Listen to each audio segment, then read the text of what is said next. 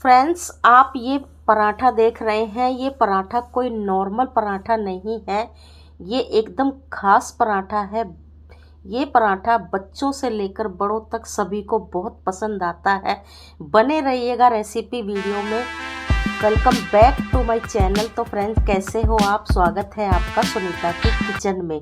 तो फ्रेंड्स, ये खास पराठा बनाने के लिए यहाँ पर मैंने थोड़ा सा आटा गूंद ले लिया है, 1 कटोरी। अब यहाँ पर मैं 4 टेबल स्पून बेसन के डालूंगी। तो फ्रेंड्स, रेसिपी वीडियो को फुल वॉच कीजिएगा, बहुत खास पराठा बनने वाला है। बारीक कटा हुआ 1 मीडियम आकार का प्याज डाल दिया है, हरा धनिया और बारीक कटी हुई हरी मिर्चें भी डाल दी हैं, और आधी चम्मच डाली है मैंने पिसी हुई लाल मिर्च, और थोड़ी सी कलर के लिए डालेंगे हम यहाँ पर हल्दी। स्वाद अनुसार नमक डालेंगे। तो फ्रेंड्स, जब भी आपके पास टाइम ना हो या फिर कुछ भी समझ में ना आए, सब्जी ना हो घर पर, तो आप इंस्टेंट ये पराठा जल्दी से बना सकते हैं। बहुत ही टेस्टी लगता है। बच्चों को तो ये बहुत ही पसंद आता है। अगर कुछ नहीं भी हो इसके साथ खाने के लिए सब्जी वगैरह, तो आप इस पराठे को खाली सिंपल चाय से भी खाएंगे या खाली वैसे भी खाएंगे, बहुत टेस्टी लगता है। तो थोड़ा थोड़ा आटा डाल करके इसका एक डो बना लेना है, सॉफ्ट सा। तो फ्रेंड्स, इस पराठे में कोई ऑयल वगैरह नहीं डालना आटा गूंदते वक्त। सिंपल ऐसे ही थोड़ा थोड़ा पानी डालकर सॉफ्ट डो लगा लेना है। अगर हम इसमें मोइन डालेंगे इस आटे में, इसका आटा लगाने में, तो हमारे पराठे ना थोड़े भुरभुरे से बनेंगे, टूटेंगे जल्दी, तो वो टेक्सचर, वो टेस्ट नहीं आएगा। तो मोइन मत देना आप इसको।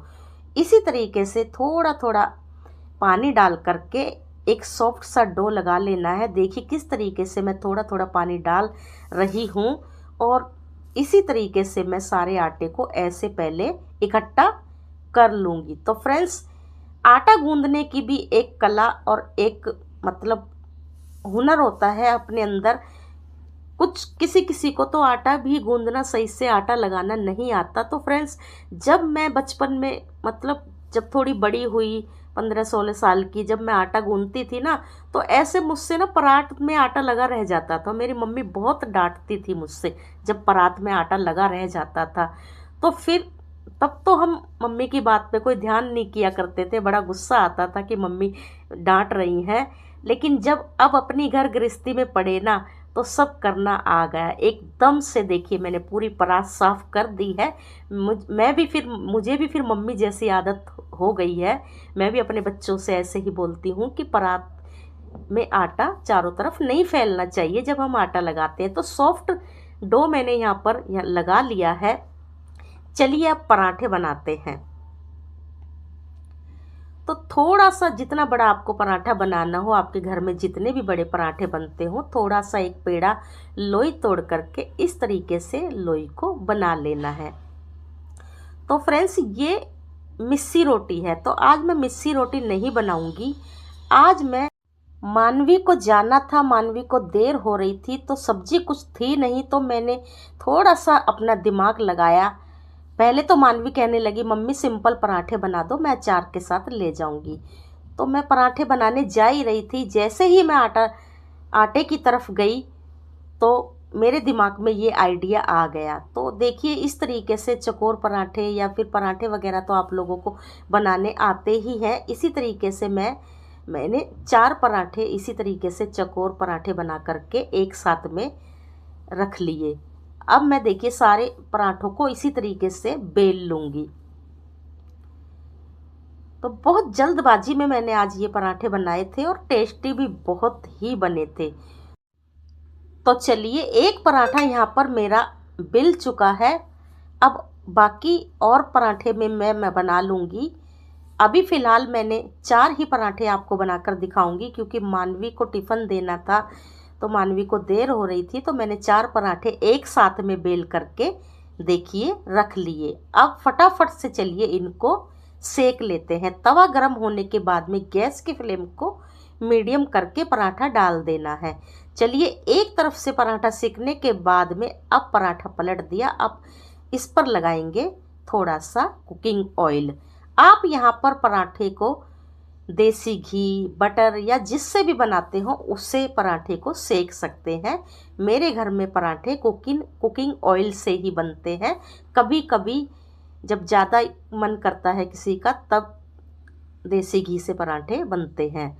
तो चलिए इसी तरीके से अलटते पलटते हुए पराठे को मैं सेक लूँगी। ऐसे दबाते हुए फ्रेंड्स, जहाँ जहाँ से कच्चा लगे वहाँ वहाँ से ऐसे घुमा घुमा कर पराठे को सेक लेना है। तो फ्रेंड्स आप एक बार बनाकर देखिएगा। अगर आपने अभी तक ये वाले पराठे नहीं बनाए ना तो आप बनाकर देखिएगा। मैं मिस्सी रोटी भी, तंदूरी रोटी जल्दी ही आप लोगों के लिए लेकर आऊँगी।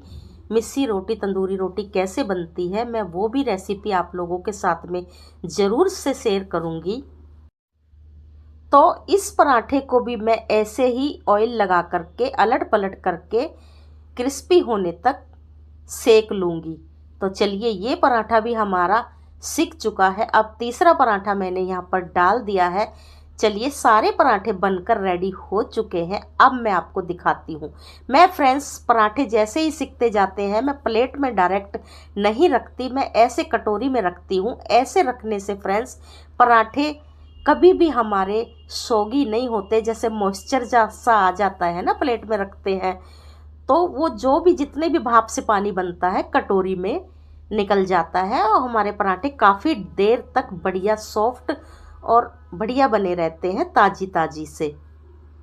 तो देखिए पराठे देखने में ही कितने अच्छे लग रहे हैं। मानवी इन पराठों को अचार के साथ में अपने टिफ़िन में लेकर गई।